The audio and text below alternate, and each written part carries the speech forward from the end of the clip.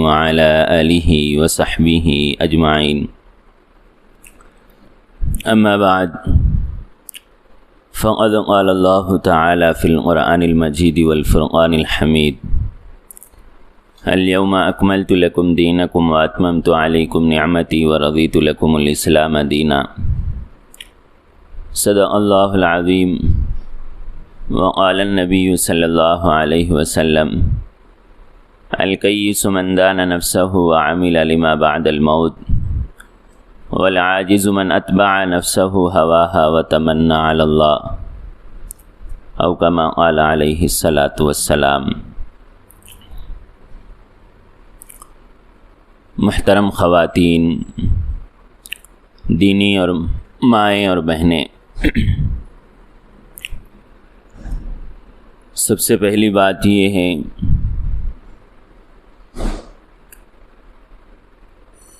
کہ رمضان المبارک کا جانا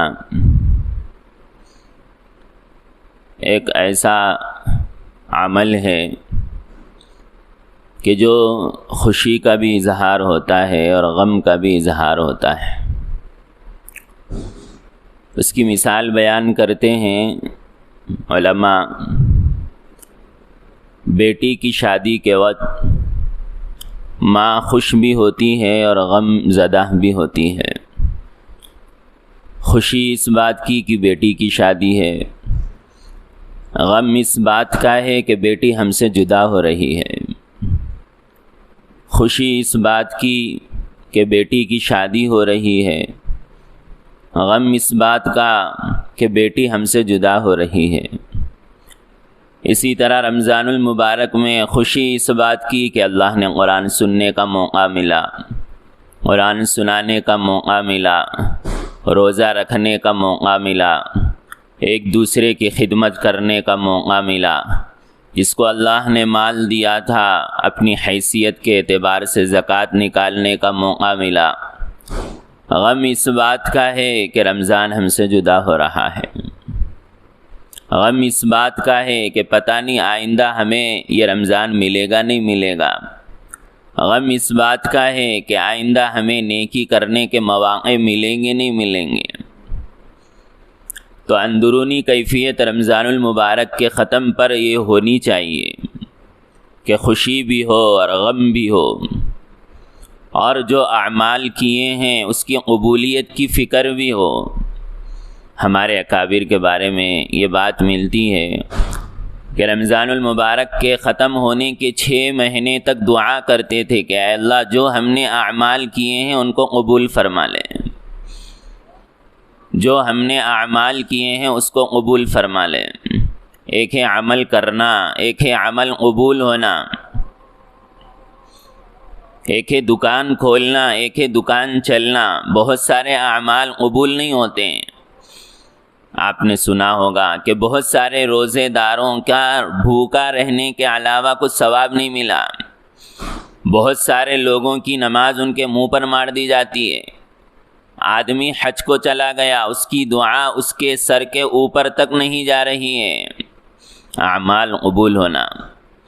تو جن خواتین نے جو نیک اعمال کیے ہیں وہ اب قبولیت کی فکر کریں۔ اے اللہ میرے روزے قبول کر لے، اے اللہ میری تراویح قبول کر لے، اے اللہ میری فلاں خدمت قبول کر لے۔ آدمی قبولیت کی فکر میں لگے رہے گا تو پھر اللہ تعالیٰ اس کے اعمال کو قبول بھی کرے گا۔ تو سب سے پہلی بات قبولیت کی فکر کریں۔ دوسری بات جو آپ حضرات کو کہنا ہے وہ یہ ہے کہ ہمارے ہندوستان کی عورتیں، ایشیا کی عورتیں بڑی خدمت گزار ہوا کرتی ہیں۔ اشرف علی تھانوی رحمۃ اللہ علیہ فرمایا کرتے تھے کہ ایشیا کی عورتیں اور ہمارے اس ملک کی عورتیں دنیا کی حوریں ہیں۔ وجہ یہ کہتے ہیں کہ دوسرے ممالک میں، بیرون ممالک میں اس زمانے سے لے کر اس زمانے تک وہاں پر بچوں کی خدمت کرنے والے الگ ہیں، شوہر کی خدمت کرنے والے الگ ہیں، گھر کی صفائی کرنے والے الگ ہیں، گھر کا نظام سنبھالنے والے الگ ہیں۔ لیکن ہمارے اس ہندوستان میں ایک اللہ کی بندی شوہر کی خدمت بھی کر لیتی ہے، بچوں کو سنبھال لیتی ہے، گھر کا انتظام کر لیتی ہے، گھر میں پکوان کر لیتی ہے، ایک عورت پورے نظام کو سنبھال لیتی ہے ہمارے ملک میں۔ بیرون ممالک میں ایسا نہیں ہے۔ آپ لوگ ماشاءاللہ رمضان المبارک میں شوہر کی خدمت بھی کیے ہیں، بچوں کو سنبھالے بھی ہیں، گھر میں کھانے کا انتظام بھی کیے ہیں، اور اس پر آپ کو ڈبل اجر ملا ہے۔ بچوں کی خدمت کا اجر بھی ہے، شوہر کی خدمت کا اجر بھی ہے، گھر میں پکانے کا اجر بھی ہے۔ یہ اجر سے خالی نہیں ہے۔ ہم یہ سمجھتے ہیں کہ بھئی یہ کام ہمیں کیوں دیا جا رہا ہے، آپ کے اس میں لیے راحت بھی ہے اور اجر بھی رکھا ہے۔ آدمی خاص کر عورت خدمت سے ملکہ بنتی ہے، پہلے خادمہ بنے پھر ملکہ بنے، پہلے اپنے گھر والوں کو اور اپنے بچوں کو خوش کرنے کا ذریعہ بنے۔ تو جن خواتین نے گھر کی خدمت کی ہے، پکانے میں، پکانے کے ساتھ عبادتوں میں لگے ہیں، وہ عورت قابل مبارکباد ہے کہ قرآن کی تلاوت بھی ہو رہی ہے، بچوں کو سنبھالنا بھی ہو رہا ہے، قرآن کی تلاوت بھی ہو رہی ہے، پکانے کا نظام بھی چل رہا ہے، روزوں کا اہتمام بھی ہو رہا ہے، شوہر کی خدمت بھی ہو رہی ہے۔ قابل مبارکباد ہے، آپ کو اجر ملے گا۔ آپ کے اس کام سے آپ کی اولاد کے لیے ایک نمونہ اور ایک آئیڈیل ملے گا، ایک آئیڈیل ملے گا۔ اور جو عورت شوہر کی خدمت کرتی ہیں، بچوں کا انتظام کرتی ہیں، بچوں کی فکر میں لگی رہتی ہیں اور اللہ تعالیٰ کی عبادت کے ساتھ رہتی ہیں، وہ عورت قابل رحم اور وہ عورت ایک ایسی ہے جس کو ہر وقت اجر مل رہا ہے۔ پہلے کی عورتیں اپنے شوہر کی بڑی باوفا ہوا کرتی تھی۔ ابوالکلام آزاد رحمۃ اللہ علیہ کی اہلیہ کے بارے میں بات ملتی ہے کہ ایک مرتبہ ان کی اہلیہ گھر کو آئی، ماں نے پوچھا کہ بیٹی کیا بات ہے، بیٹی کیا بات ہے؟ آنکھوں میں نیند محسوس ہو رہی ہے، اور نیند کے کم ہونے یا نہ ہونے کی وجہ سے آنکھوں کے اطراف میں کالا پن آ گیا ہے۔ تو ان کی بیوی کہنے لگی، ابوالکلام آزاد رحمۃ اللہ علیہ کی بیوی اپنی ماں سے کہنے لگی کہ امی، آج کل مولانا ابوالکلام آزاد قرآن کی تفسیر لکھ رہے ہیں، وہ کبھی رات کے 2 بجے تک لکھتے، کبھی تہجد تک لکھتے، کبھی فجر تک لکھتے، اور جب وہ لکھتے رہتے ہیں تو میں ان کے پاس بیٹھ کر ان کے لیے ہوا کا انتظام کرتے رہتی ہوں، پنکھا جھونکتے رہتی ہوں۔ یہ مجھے پسند نہیں ہے کہ میرا شوہر قرآن کی تفسیر لکھے اور میں اپنے بستر پر پڑی رہوں، یہ میرے لیے پسند نہیں ہے، اس لیے میں ان کے پاس بیٹھ کر ان کی خدمت میں لگی ہوئی رہتی ہوں۔ کیسی اللہ کی بندی گزری ہے، شوہر کی اطاعت بھی ہو رہی ہے، شوہر کی خدمت بھی ہو رہی ہے۔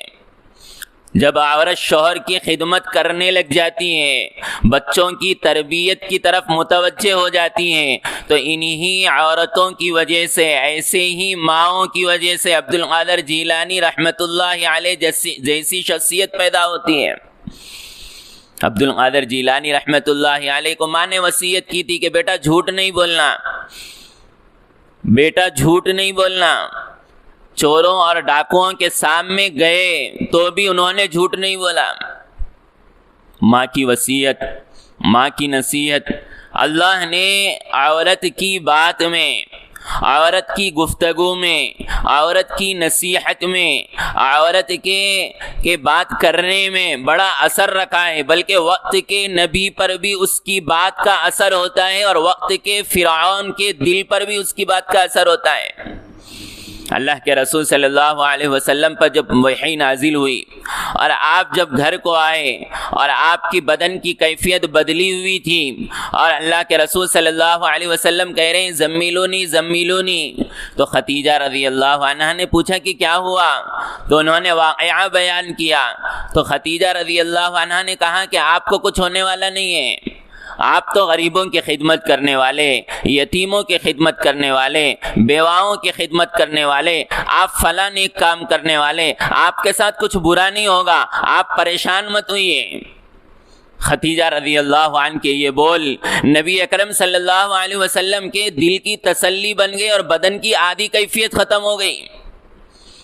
یہ عورت کی بات کا اثر ہے، اور وقت کے فرعون کے دل پر بھی اثر ہوتا ہے۔ موسیٰ علیہ السلام جب ملے، اور اس زمانے میں فرعون ہر بچے کو قتل کر رہا تھا، اور فرعون نے موسیٰ علیہ السلام کو قتل کرنے کا ارادہ کر لیا تھا، تو بیوی نے کہا کہ اس کو ہم قتل نہیں کریں گے، ہم اس کو اپنے پاس رکھ لیں گے۔ بات کا اثر، آپ کی بات کا بہت بڑا اثر ہے۔ آپ اگر چاہیں تو اپنی اولاد کو نیکی کے راہ پر لا سکتے ہیں، آپ اگر چاہیں تو شوہر کو نیکی کے راہ پر لا سکتے ہیں،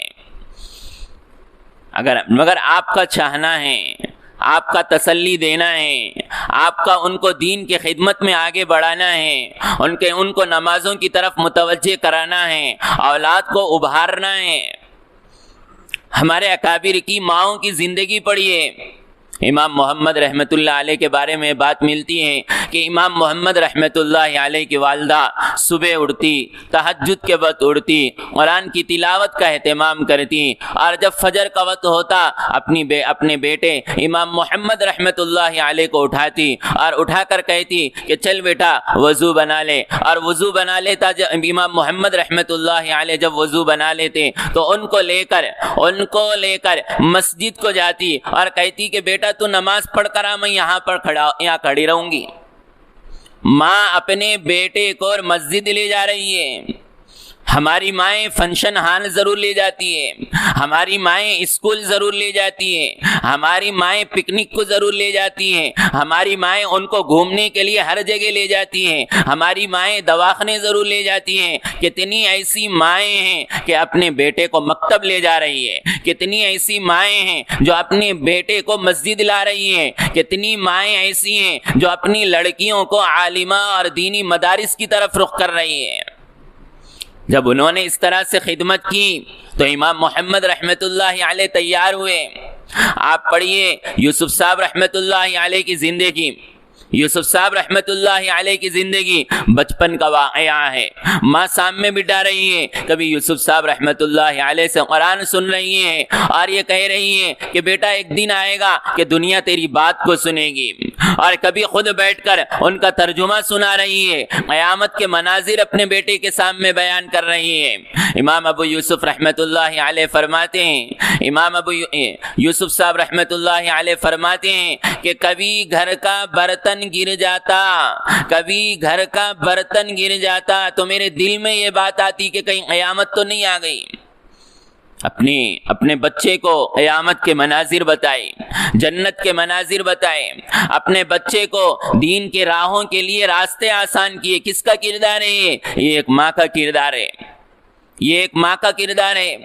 آپ ابو الحسن علی ندوی رحمۃ اللہ علیہ کی والدہ خیر النساء بہتر رحمۃ اللہ علیہ کی زندگی پڑھیے۔ آپ کو معلوم ہوگا کہ ابو الحسن علی ندوی رحمۃ اللہ علیہ فرمایا کرتے تھے کہ مجھے یاد نہیں ہے کہ میں 8 سال کی عمر کے بعد کبھی عشاء کی نماز پڑھے بغیر سو گیا ہوں، مجھے یاد نہیں ہے۔ عشاء کی نماز پڑھے بغیر سو گیا ہوں۔ اگر سو بھی جاتا میری ماں کہتی کہ بیٹا پہلے نماز پڑھ لے، کھانا کھائے نہ کھائے وہ الگ بات ہے، پہلے نماز پڑھ لے۔ مجھے نماز پڑھا کر سلایا جاتا۔ ماں کا کردار، ماں کا کردار جب ویسے خیر النساء یہ زیادہ عمر کی بات نہیں کر رہا ہوں، زیادہ زمانے کی بات نہیں کر رہا ہوں، حال ہی کے خیر النساء بہتر رحمت اللہ علیہ جب انہوں نے وہ تربیت کی، انہوں نے اس بچے کو دین کے راستے پر لگائے۔ اور ابو الحسن علی ندوی رحمت اللہ علیہ کی والدہ کہا کرتی تھی کہ بیٹا اگر مجھے 100 لڑکے بھی ہو جائیں میں سب کو سب دیندار بناؤں گی، عالم دین بناؤں گی۔ اپنے لڑکوں کو عالم بنانا، اپنے لڑکوں کو حافظ بنانا، اپنے لڑکوں کو دیندار بنانا یہ موجودہ زمانے میں بہت زیادہ ضروری ہے۔ اشرف علی تھانوی رحمت اللہ علیہ کے والد سے پوچھا گیا کہ آپ نے ایک بیٹے کو وکیل بنایا اور ایک بیٹا آپ کا عالم ہے، دونوں میں کیا فرق ہے؟ ایک بیٹے کو آپ نے وکیل بنایا اور ایک بیٹے کو آپ نے عالم بنایا. ان کے والد سے پوچھا گیا کہ دونوں میں کیا فرق ہے؟ ایک کا نام اشرف علی تھا جو بڑے عالم دین گزرے، اور ایک کا نام اکبر علی تھے جو وکیل تھے پیشے کے اعتبار سے. تو ان کے والد کہنے لگے کہ میں جب کہتا ہوں کہ بیٹا چپل لاؤ تو اشرف علی خود اٹھ کر چپل لا کر میرے پاؤں کے پاس رکھتا ہے، اور جب میں کہتا ہوں کہ اکبر علی چپل لاؤ تو وہ اپنے نوکر سے بھیجتا ہے کہ جاؤ ابو کو چپل دے کر آؤ. عالم بیٹے میں، دیندار بیٹے میں، غیر دیندار بیٹے میں یہ فرق ہے. بیٹا دیندار بن گیا تو دل میں یہ بات آتے رہتی ہے کہ کہیں میرے باتوں سے میرے ماں باپ کو تکلیف نہ ہو جائے. دیندار بیٹوں میں، دیندار اگر بیٹے بن جاتے ہیں، اولاد بن جاتی ہے تو دل میں یہ بات آتی ہے کہیں میرے والدین ناراض نہ ہو جائے. اگر دیندار نہیں دنیا دار بن جائے تو ماں باپ ڈرتے رہتے ہیں کہ کہیں یہ ہمیں اپنے گھر سے نہ نکال دے. آج ہولڈ ایج ہوم جہاں بڑی عمر کے خواتین، بڑی عمر کے مرد حضرات کو لا کر رکھ دیا جا رہا ہے، لا کر چھوڑ دیا جا رہا ہے، وہاں کسی دیندار کی ماں نہیں ہے، وہاں کسی دیندار کا باپ نہیں ہے، وہاں ڈاکٹروں کی ماں ہے، وہاں وکلا کی ماں ہے، وہاں انجینئروں کی ماں ہے، وہاں بلڈنگیں رکھنے والوں کی ماں ہے، وہاں کسی دیندار کی ماں نہیں ہے. بچپن میں یہ تو سوچ کر پڑھایا تو یہ بڑا بنے گا تو فلاں مقام پر رہے گا، دنیا دار بنے گا اتنے پیسے رہیں گے تو فلاں کام کرے گا، دنیا دار رہے گا تو میری خدمت کرے گا. وہ دنیا دار تو بن گیا، وہ مالدار تو بن گیا، لیکن مالدار بنا ہے اپنے آپ کو اپنے گھر سے نکال کر، آپ کو اپنے گھر سے نکال دیا. اللہ کے بندیوں، میری مائیں اور بہنیں، اس بات کو ذہن نشین کر لے. ہم منع نہیں کرتے وکیل بنانے سے، ہم منع نہیں کرتے انجینئر بنانے سے، ہم منع نہیں کرتے ڈاکٹر بنانے سے، لیکن آپ کو ڈاکٹر بنانا ہے پہلے کسی عالم کے حوالے کرو اپنی اولاد کو، علماء سے مشورہ کرو. کتنے ایسے لوگ ہیں بڑے دیندار بھی ہیں، علماء سے مشورہ بھی کیا کرتے تھے. ہمارے حیدرآباد کی بڑی شخصیت گزری ہے ڈاکٹر حمید اللہ حیدرآبادی رحمت اللہ علیہ. وہ ایسے پروفیسر تھے اور ایسے پڑھانے والے تھے کہ 7 دنوں میں 7 ملکوں میں رہا کرتے تھے. مناظر احمد گیلانی رحمت اللہ علیہ کے پاس وہ دینیات پڑھے، اور جس ملک میں جاتے جہاں وہ سبق پڑھاتے، جہاں وہ ان کا اپنا نصاب پڑھاتے، وہیں بچوں کے ذہن میں اسلام کے بارے میں شک و شبہات جو پیدا ہوتے ہیں اس کو دور بھی کیا کرتے تھے. ان کے بارے میں لکھا ہوا ہے کہ آخر عمر ایسی گزری، کوئی دن ایسا نہیں جاتا کہ ان کے ہاتھ پہ کوئی مسلمان نہ بنا ہو. عالم نہیں تھے، دیندار ضرور تھے، عالم نہیں تھے لیکن علماء سے تعلق ضرور تھا. اس کی وجہ سے لوگ ان کے ہاتھوں پر اسلام قبول کر رہے ہیں. اپنی اولاد کو کیا بنانا ہے بناؤ، لیکن اسلام سے دور نہیں، مساجد سے دوری نہیں، علماء سے دوری نہیں، قرآن سے دوری نہیں، احکام شریعت سے دوری نہیں، اسلام کے احکامات پر شک و شبہات نہیں. آج موجودہ زمانے میں نوجوان لڑکے، نوجوان لڑکیاں روزہ رکھنا ہے، روزے کا حکم دیا گیا کہ میرا روزہ رکھنے سے اللہ کو کیا ملے گا، شک و شبہ پیدا ہو گیا. میرا نماز پڑھنے سے اللہ کو کیا ملے گا، اللہ کو کچھ نہیں ملے گا، آپ ہی کو ملے گا. من عمل صالحا فلنفسی، کہ اچھا کام کریں گے وہ تمہارے لیے ہیں، ومن اساء فعلیہا، برا کام کریں گے وہ تمہارے لیے ہیں، اللہ کو کچھ نہیں ملے گا. بکرا کاٹیں گے تو بھی نہیں ملے گا، روزہ رکھیں گے تو بھی نہیں ملے گا، آپ کے لیے.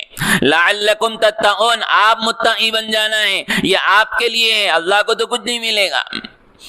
آپ امتحان میں پاس ہوں گے، آپ کو نمبرات ملیں گے، ٹیچر کو کچھ نہیں ملے گا، ماں باپ کو کچھ نہیں ملے گا.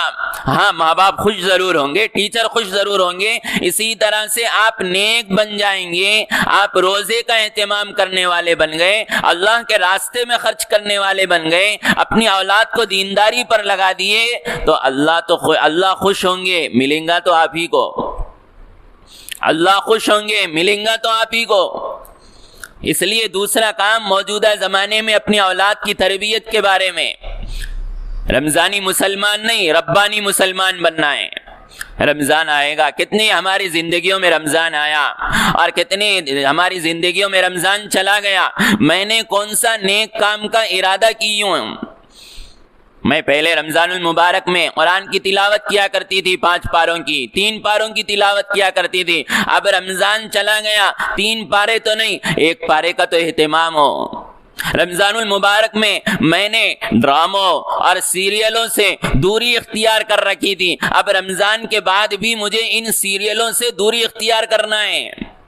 کتنے افسوس کی بات ہے، کتنا افسوس کا مقام ہے۔ میرا نام عائشہ ہے لیکن میں نے کبھی عائشہ رضی اللہ عنہا کی زندگی نہیں پڑھی۔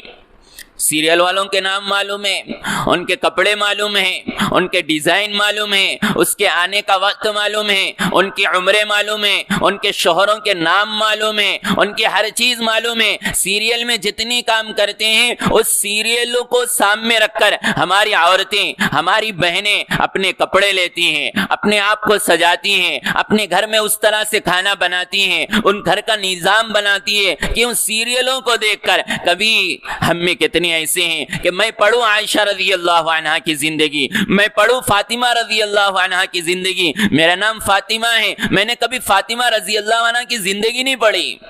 کون فاطمہ؟ کون فاطمہ؟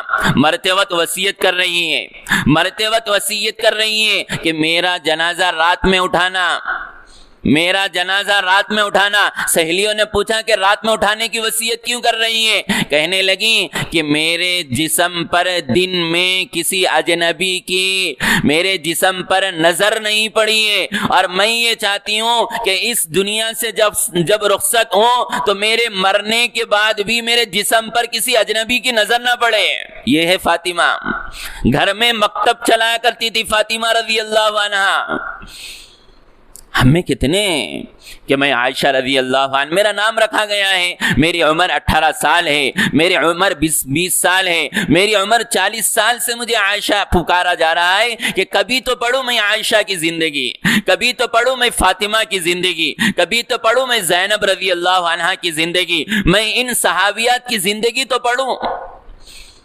ہم دوسروں کی زندگی پڑھتے ہیں، دیکھتے ہیں، ان کے چہرے سے، ان کے لباس کے، اور وہ جیسے لباس پہنتے ہیں ویسے لباس کو اختیار کرتے ہیں۔ اگر وہ جسم کو دکھانے والے لباس پہنتے ہیں، ہم بھی جسم کو دکھانے والے لباس پہنتے ہیں۔ مغول پیر ذوالفقار صاحب دامت برکاتہم کے حضرت فرماتے ہیں کہ دیکھو، کھلے ہوئے چاکلیٹ کو لوگ دیکھنا تو پسند کرتے ہیں لیکن کھانا نہیں پسند کرتے ہیں۔ کھلے ہوئے جسم کو لوگ دیکھنا تو پسند کرتے ہیں، نوجوان کوئی اس کو اپنی بیوی بنانا، اگر کوئی بڑا آدمی اس کو بہن بنانا، اور چھوٹا بچہ اس کو ماں بنانا پسند نہیں کرتا۔ اپنے جسم کو دکھانا، اپنے جسم کو دکھانا کھلے چاکلیٹ کی طرح ہے، اور اپنے جسم کو چھپانا بند چاکلیٹ کی طرح ہے۔ بند چاکلیٹ ہے، چھوٹا بچہ بھی اٹھا رہا ہے تو لوگ منع نہیں کرتے کہ بند چاکلیٹ ہے پرنی میں، چھوٹا بچہ بھی امی کہہ رہا ہے تو منع نہیں کرتے۔ نوجوان بھی شادی کا اظہار کر رہا ہے، برا نہیں سمجھا جاتا۔ کوئی بہن بول رہا ہے، برا نہیں سمجھا جاتا۔ کوئی ماں بول رہا ہے، برا نہیں سمجھا جاتا۔ کیوں؟ پردے میں ہے، احکام شریعت میں ہے، برقعے میں ہے، صحیح لباس کا انتخاب ہے تو برا نہیں سمجھا جاتا۔ اگر وہی کھلا چاکلیٹ ہے، جسم کو دکھانے والی ہے، اگر کوئی اس کو ماں کہہ کر پکارتا ہے تو دوسرے کہتے ہیں کہ اس کو ماں کہہ رہا ہے، وہ تو ماں کہنے کے لائق ہی نہیں ہے۔ اگر وہ چاکلیٹ کو اٹھا رہا ہے تو کہتے ہیں کہ خراب چاکلیٹ ہے، چھوڑ دو چھوڑ دو۔ اپنے لباس کا صحیح انتخاب، اپنی اولاد کی صحیح تربیت، لڑکیوں کو اب لڑکیوں کو ایسے تیار کرنا گویا کہ وہ آپ کی خدمت کے لیے تیار ہے۔ زکریا صاحب رحمت اللہ علیہ کی زندگی پڑھیے۔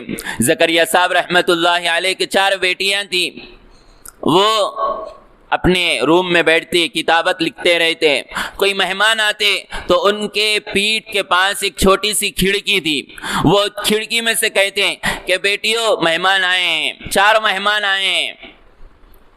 ابو الحسن علی ندوی رحمت اللہ علیہ، حسین احمد مدنی رحمت اللہ علیہ، ایسے ایسے شخصیات آتے تو جب زکریا صاحب رحمۃ اللہ علیہ کہتے ہیں کہ بیٹی 2 مہمان آ گئے تو ان کے سامنے 10 منٹ کے اندر ایسا کھانا لا کر رکھ دیا جاتا گویا کہ مہمان یہ سمجھتا کہ گھر والوں کو پہلے سے اطلاع تھی کہ میں آنے والا ہوں۔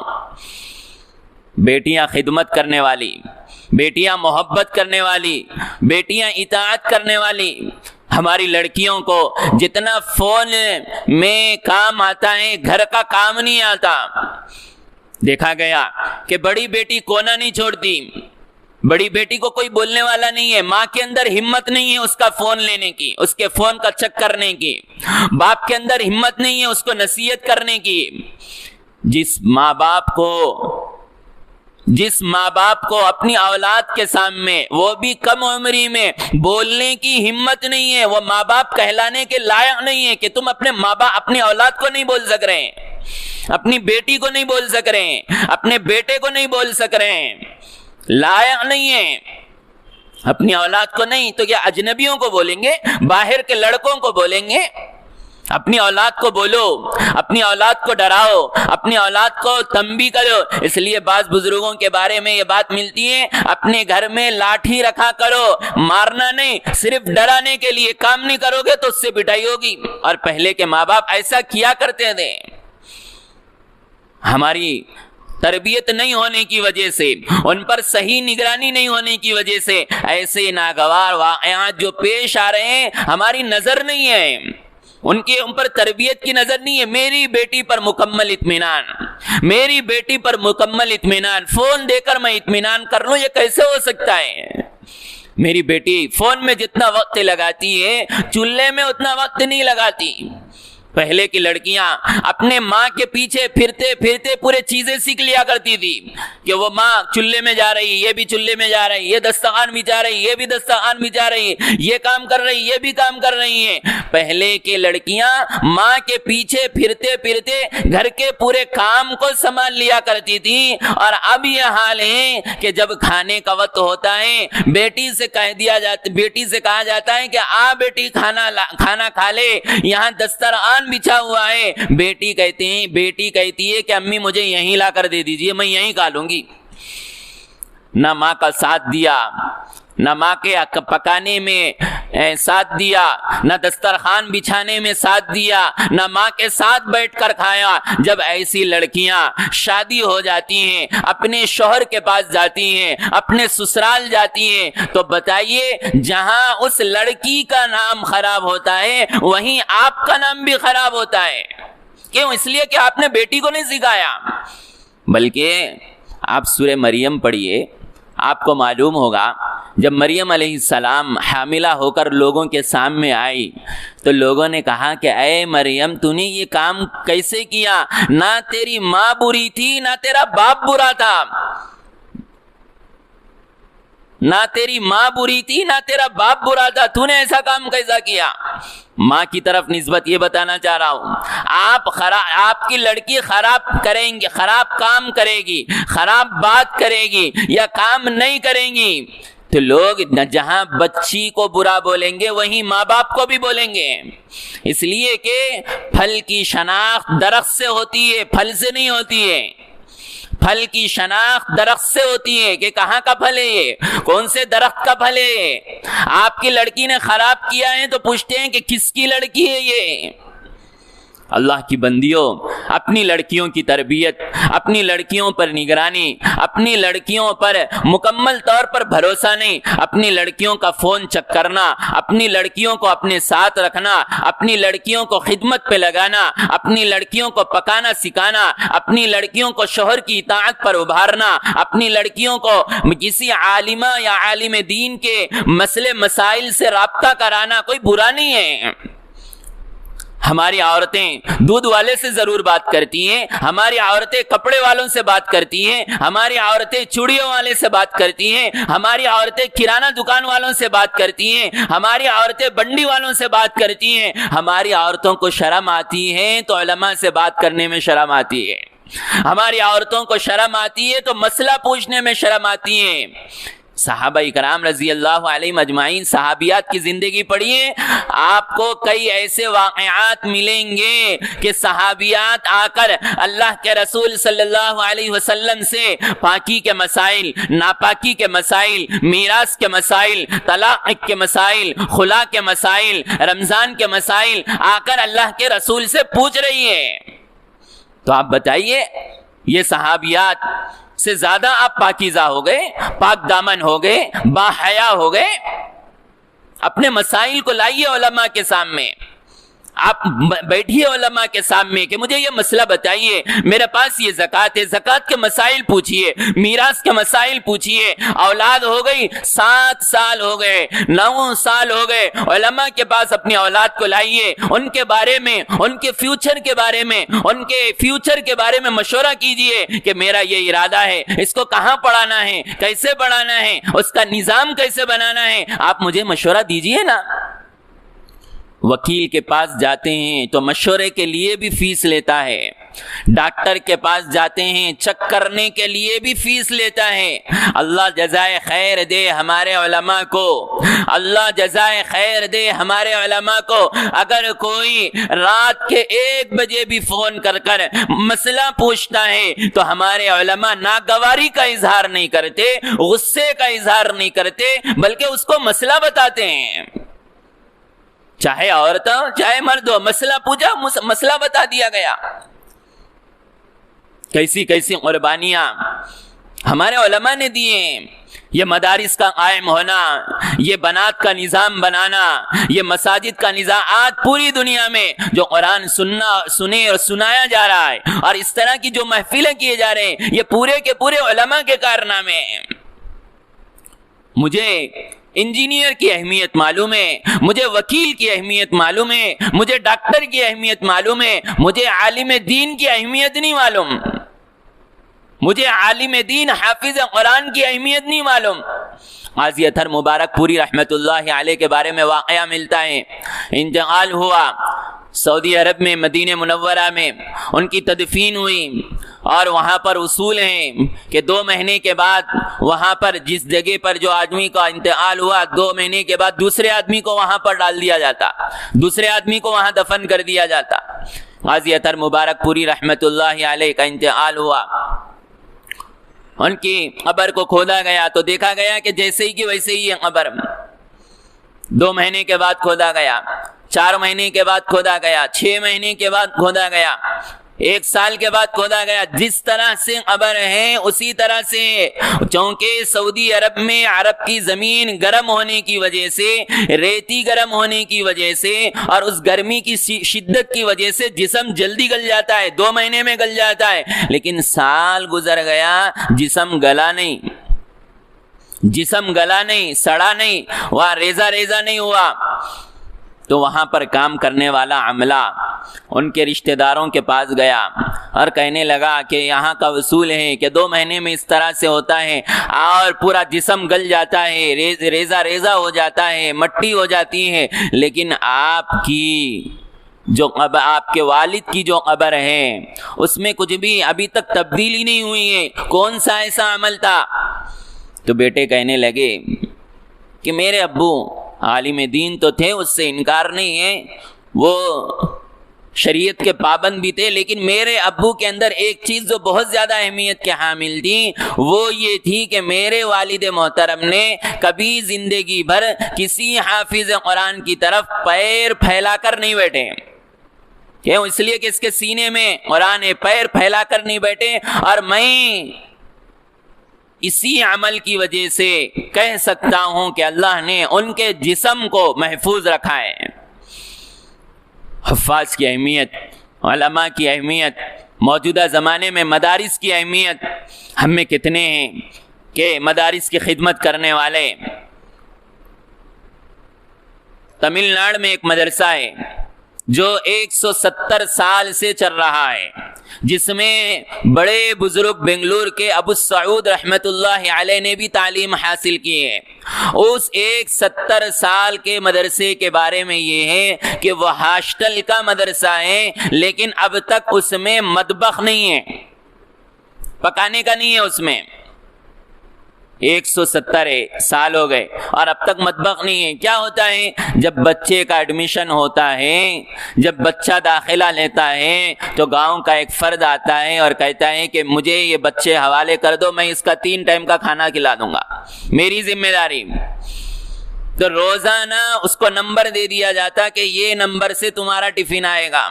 170 سال سے اس علاقے والے لوگوں نے اس مدرسے کو سنبھال کر رکھا ہے کہ ہم ہی پکائیں گے، آپ کو پکانے کی ضرورت نہیں ہے، آپ پڑھائیے۔ میرا کتنا پیسہ ہے کہ مسجد کو لگ رہا ہے، مدرسے کو لگ رہا ہے، میری اولاد کتنی دیندار بن رہی ہے۔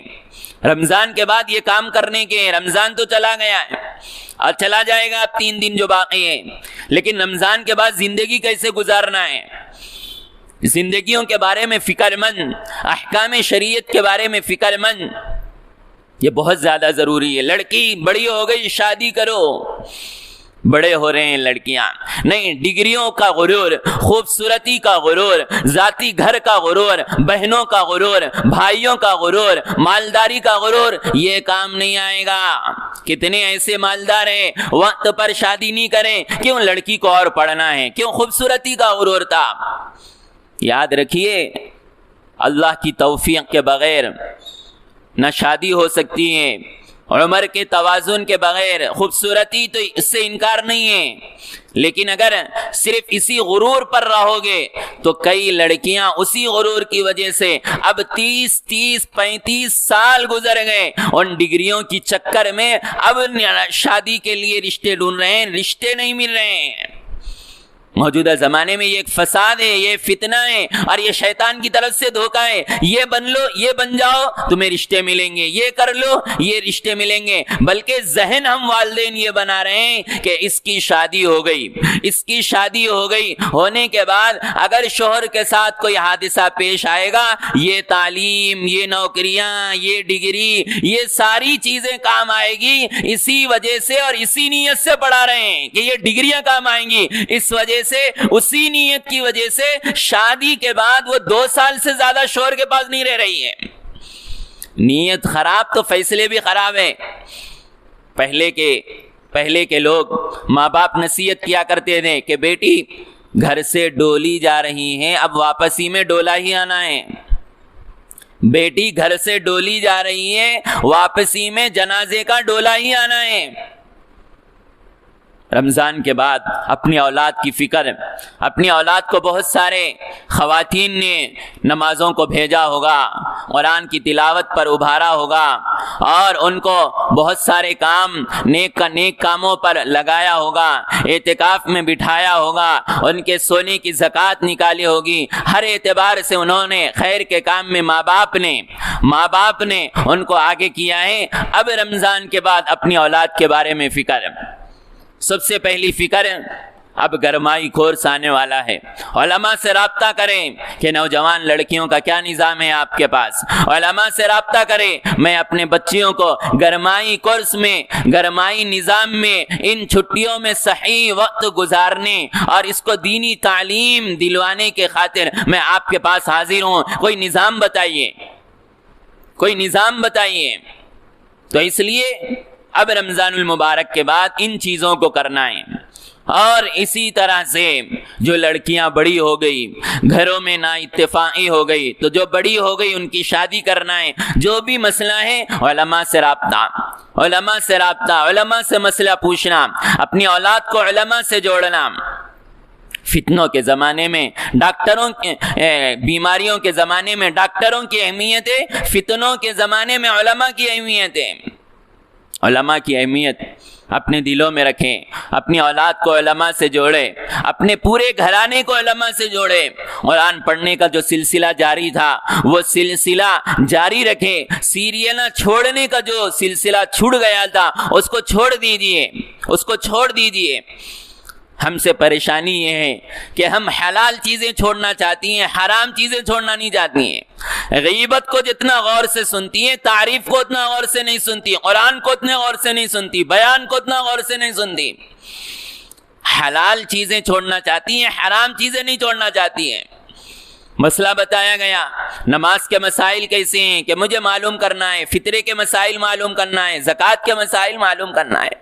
اس لیے محترم خواتین، آپ حضرات سے گزارش ہے کہ یہ جو ادارہ ہے، یہاں کے جو علماء ہیں، ان سے اپنے خواتین کو جوڑیے، مدرسے سے جوڑیے، علماء سے جڑے رہیے، مسئلے مسائل ان کو پوچھیے، اپنی اولاد کی فکر کیجیے۔ آخری چیز جو اس موقع پر مجھے بتانا ہے، بہت ساری خواتین فلسطین کے مسائل پر، فلسطین کے اس کردار پر، وہاں کے حملوں پر ویڈیوز میں اور فون میں وغیرہ دیکھتی ہیں اور اطلاع ملتے رہتی ہیں۔ پہلی بات تو یہ ہے کہ ہمیں ڈرنا نہیں ہے، دوسری بات تو یہ ہے کہ ان کے لیے دعائیں کرنا ہے، تیسری بات یہ ہے کہ ان پر اتنے حالات آنے کے باوجود وہ تلاوت قرآن اور ایمان کو نہیں چھوڑ رہی ہیں۔ مجھ پر بھی اگر حالات آ جائے، اتنے نہیں اس سے زیادہ حالات آ جائے، تو مجھے ایمان کو نہیں چھوڑنا ہے۔ فلسطین کے واقعات سے یہ سبق ہے ہمیں۔ وہ لوگ، بلڈنگیں گر گئی، ماں باپ چلے گئے اس دنیا سے، سب چلے گئے، لیکن تلاوت قرآن ان سے نہیں چھوٹی، نماز ان کی نہیں چھوٹی، تراویح ان کی نہیں چھوٹی۔ فلسطین سے یہ اصل سبق ہے کہ مجھے اپنے ایمان پر جمنا ہے، جس طرح سے وہ جمے، جس طرح سے وہ جمے، ڈرنا نہیں ہے۔ ایمان والا اندر سے ڈرتا نہیں، دنیا سے نہیں ڈرتا، اللہ سے ڈرتا ہے۔ تو ملک کے موجودہ حالات میں بھی اور فلسطین کے حالات میں بھی دعاؤں کا اہتمام، علماء جس چیز کی طرف رہبری کر رہے ہیں ان چیزوں کو اپنانے کا اہتمام کریں گے۔ اللہ کی ذات سے امید ہے کہ فلسطین کے وہ شہید ہونے والے بچے پوری دنیا میں اسلام کا بول بالا لانے والے ہیں۔ بیج ایک زمین میں جاتا ہے تو اس کا یہ مطلب نہیں ہے کہ بیج ختم ہو گیا، جہاں ایک رہا ہے پتہ نہیں کتنوں کو باہر لے کر آئے گا، وہاں پر جا رہے ہیں، کتنے لوگ اسلام قبول کر رہے ہیں پتہ نہیں آپ کو، بہت سارے لوگ اسلام قبول کر رہے ہیں، تو جا تو وہ رہے ہیں لیکن اسلام کا بول بالا پوری دنیا میں ہو رہا ہے۔ تو اس لیے فلسطین کے لیے دعائیں اور ملک کے حالات کے لیے دعائیں، اور رمضان المبارک کے بعد اپنی زندگی کی ترتیب بنانا، اپنی اولاد کو مکتب سے جوڑنا، اپنی لڑکیوں کو مکتب سے جوڑنا، اپنے لڑکیوں کو مدرسے سے جوڑنا، جو نظام جہاں پر قائم ہے وہاں سے جوڑیں گے تو یہ بچے سب سے پہلے جہاں اللہ کے ہوں گے وہیں آپ کے بھی ہوں گے۔ آپ ان کو صرف دنیا دیں گے تو نہ وہ اللہ کے ہوں گے نہ وہ آپ کے ہوں گے، صرف دنیا دیں گے نہ وہ اللہ کے ہوں گے نہ آپ کے ہوں گے، دین بھی دیں دنیا بھی دیں گے تو وہ آپ کے بھی ہوں گے، اللہ کے بھی ہوں گے، اور دنیا میں بھی کامیاب ہوں گے اور آخرت میں بھی کامیاب ہوں گے۔ اللہ سے دعا ہے کہ اللہ تعالیٰ سنی ہوئی باتوں پر عمل کرنے کی توفیق نصیب فرمائے۔ رمضان المبارک میں جو اعمال کیے ہیں اللہ تعالیٰ ان اعمال کو قبول فرمائے، اور ان گفتگو سے جو ارادے جو عزائم ہوئے ہیں اللہ تعالیٰ اس کو کامیاب اور ان کے عزائم کو پورا فرمائے اور یہاں کی محنتوں کو قبول فرمائے۔ آمین وآخر دعوانا الحمدللہ رب العالمین۔